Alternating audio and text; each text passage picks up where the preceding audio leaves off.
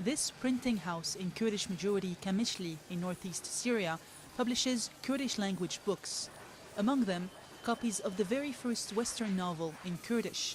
It's the fruit of a non-profit initiative launched 2 months ago to translate international works of literature into a language effectively banned in Syria until recently. The novel, Snow, by French writer Maxence Fermin, has already gone on sale for just over $1 a copy. The opportunity arose with the country's political changes. I remember very well being jailed for 3 months in Damascus and almost expelled from university because I was carrying a book in Kurdish. Kurdish language and culture were forbidden by the Syrian authorities and the Ba'ath Party because they wanted to assimilate the Kurds and their culture. But today, the Kurds form an entity.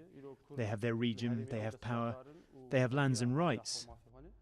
For years, Syria's Kurds were prevented from publishing magazines or books in their language.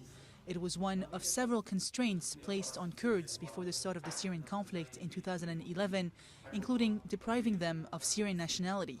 But in July 2012, strained regime troops withdrew from Kurdish-majority areas in the northeast. Malfa Ali, one of the project's founders, is also compiling traditional Kurdish folk tales and songs to put them into print. First, we're going to gather all the stories that were told in this region and put together all the folk songs.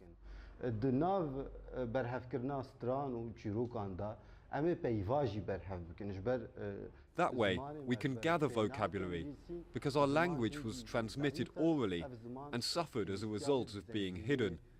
So its vocabulary needs to be enriched.